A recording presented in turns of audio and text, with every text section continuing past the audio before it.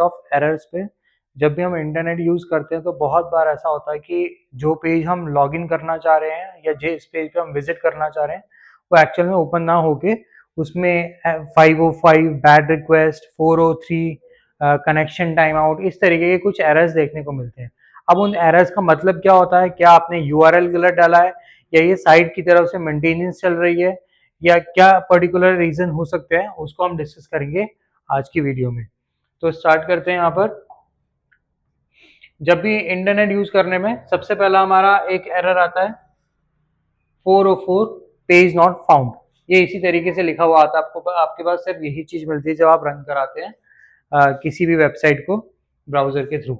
अब इसका क्या मतलब हुआ, इसका सिंपल सा मतलब होता है when the web page you are trying to open does not exist on the server। इसको समझने के लिए एक चीज और समझते हैं। सबसे पहले सर्वर क्या होता है। सर्वर बेसिकली वो लोकेशन हो गई जहां पर आपका सारा डेटाबेस फाउंड होता है। मींस जहां पर आपकी सारी ये फाइल्स आपके वेबसाइट्स हैं जहां स्टोर्ड है, वो एरिया को ही हम क्या बोल रहे हैं, सर्वर बोल रहे हैं।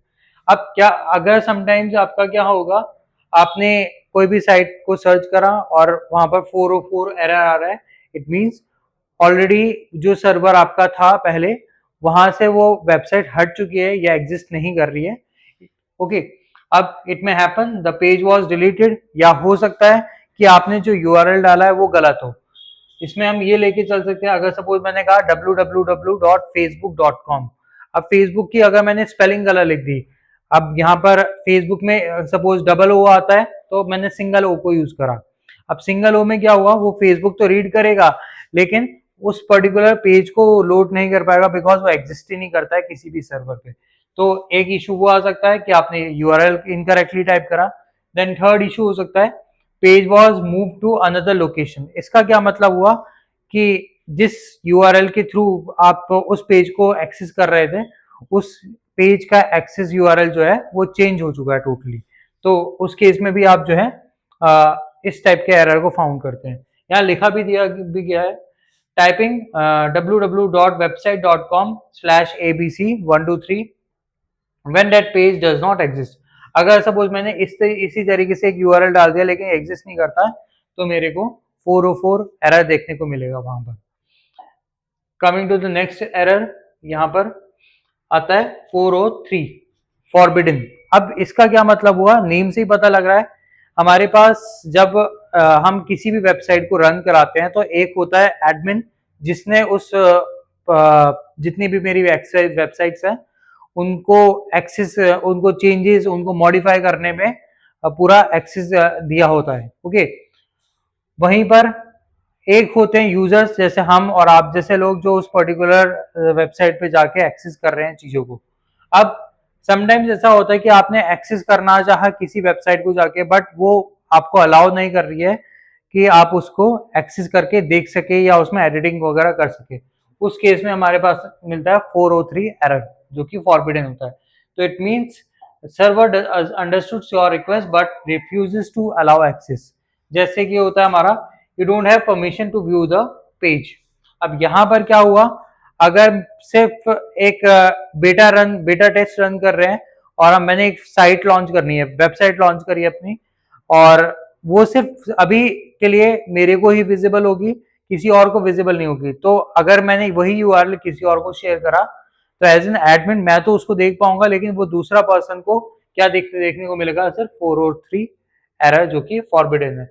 तो पेज इज रेस्ट्रिक्टेड या पेज का भी प्राइवेट भी हो सकता है। यूजुअली जितने भी पेजेस होते हैं वो पब्लिक होते हैं लेकिन कुछ पेजेस आपके प्राइवेट भी होते हैं, तो उसमें आप जो है उस पेज को विजिट नहीं कर पाएंगे, 403 एरर देखने को मिलेगा। Trying to open an admin page without login, बिना लॉगिन करे आप किसी एडमिन पेज को ओपन करना चाह रहे हैं तब भी आपको इसी टाइप का एरर देखने को मिलता है। देन सेकेंड आता है हमारे पास, थर्ड आता है इसमें 550 एरर। अब इसका क्या मतलब होता है, इंटरनल सर्वर एरर। अब ये होता है जो हम नॉर्मली कहते हैं कि साइट में मेंटेनेंस चल रही है, हमारा सर्वर डाउन चल रहा है। बैंक्स में आप जाते हैं तो वो कहते हैं सर्वर डाउन चल रहा है, उसका मतलब यही है यहाँ पर। This happens when a server has a problem and can not access the request. यहाँ पर इशू सर्वर की तरफ से, आपकी तरफ से नहीं है, आपने यूआरएल भी सही डाला है, बट सर्वर जो बेसिकली इस चीज को एक्सेस करके आपको प्रेजेंट करेगा वो वेबसाइट के पेजेस को, उसी में जब एरर आती है तब ऐसा होता है। अब यहाँ पर आता है जैसे सर्वर ओवरलोडेड। अब इसका एग्जांपल हम लेके चल सकते हैं। सपोज करिए कोई रिजल्ट निकल के आया किसी भी कॉम्पिटेटिव एग्जाम्स का, तो लाखों एप्लीकेंट जो है अपने रिजल्ट चेक करने के लिए उस वेबसाइट पे लॉग इन करेंगे।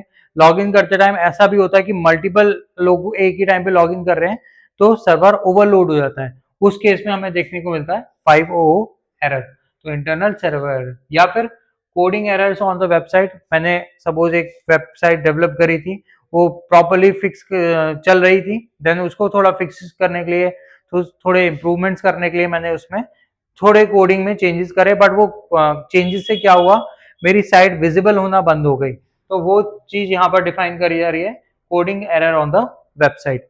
तीसरा हो सकता है सर्वर कॉन्फ़िगरेशन प्रॉब्लम्स, मतलब जिस आप सर्वर से एक्सेस करा रहे हैं उसमें उसको उस पर्टिकुलर सर्वर पे आपकी रिक्वेस्ट एक्सेस नहीं हो पा रही है प्रॉपरली, उस केस में भी 500 एरर देखने को मिलता है। अब यहाँ पर ये लिखा भी है, it usually on the website side not the user. User मतलब हम और आप जैसे लोग, वो की इशू नहीं है यहाँ पर। यहाँ जो मेंटेन कर रहे हैं उस साइट को, जो रन कर रहे हैं, उन्हीं की तरफ से एरर होता है। देन नेक्स्ट हमारे पास आता है इसमें connection time out error. Connection time out error का क्या मतलब हुआ, this error occurs when the server takes too long to respond. अब समटाइम्स क्या होता है कि हमारे पास हमने एक साइट लोड करी, अब हो सकता है कि इंटरनेट कनेक्शन हुआ हो, या वो लोड होते होते में जो है ऑटोमेटिकली हमारे पास इस तरीके से दिखा देगा कनेक्शन टाइम आउट एरर, क्योंकि बहुत देर हो चुकी है, आधे घंटे से हम उस साइट को ओपन करने की कोशिश कर रहे हैं लेकिन फिर भी नहीं ओपन हो रही है, तो उस केस में ऐसा देखने को मिलता है कनेक्शन टाइम आउट एरर। अब यहाँ पर वही पॉसिबल रीजंस लिखे हैं कि या तो आपका इंटरनेट कनेक्शन स्लो हो सकता है, तब वो एक्सेस नहीं हो पा रही है साइट, सर्वर बहुत बिजी चल रहा है जो हमने पहले भी डिस्कस करा था, नेटवर्क इंटरप्शन हो सकते हैं, बीच में इंटरनेट का भी कुछ इशू हो गया, या आप के सर्वर में कुछ इशू हो गया, तो उस केस में कनेक्शन टाइम आउट एरर देखने को मिलता है। Problem is usually on the website side not the user. Again ये यूजर हमारे या आपकी कोई इशू नहीं है, आपने यूआरएल भी सही डाला है, आपका इंटरनेट कनेक्शन भी हो सकता है सही हो, लेकिन बैकएंड से ही कोई दिक्कत चल रही हो, सर्वर में बिजी चल रहा हो, तो उस केस में कनेक्शन टाइम आउट एरर देखने को मिलता है। तो यहाँ पर देन हमारे लास्ट आता है इसमें डीएनएस सर्वर। डीएनएस एरर का मतलब क्या हुआ, server not found. It converts website names into the IP address. DNS हमें पता है, डोमेन नेम सिस्टम बोलते हैं जिसको, जो आईपी एड्रेस में कन्वर्ट करके देता है। इसकी भी हम वीडियो नेक्स्ट अपकमिंग वीडियोस में जरूर डिस्कस करेंगे कि आईपी एड्रेस क्या है, डीएनएस क्या है डिटेलिंग में। यहाँ पर अगर डीएनएस फेल हो जाता है तो browser can not find the website. In short ये समझ लीजिए आईपी एड्रेस हमारे घर के एड्रेस जैसा है। तो अगर पूरे एक पूल में, जिसमें वेबसाइट का वर्ल्ड वाइड वेब बोलते हैं जिसे हम, उस पूल में से मुझे कोई एक पर्टिकुलर घर पे जाना है तो मुझे उसका एड्रेस चाहिए, लेकिन अगर वो एड्रेस ही फाइंड आउट नहीं हो पा रहा है, नहीं करा, नहीं पता है मेरे को, तो मैं उस साइट पे उस घर पे जाके नहीं विजिट कर पाऊंगा।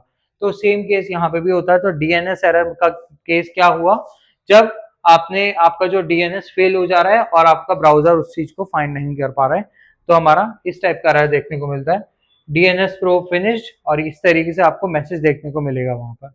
तो आई होप ये आपको क्लियर हुआ हो डीएनएस सर्वर क्या है। अब ये है हमारे पास लास्ट में एक summary, 404 page not found, 403 forbidden, 500 internal server error, time out, connection time out हो जा रहा है जहां पर, डीएनएस सर्वर नॉट फाउंड, और यहाँ पर उनके लिटरल मीनिंग्स दे रखे हैं।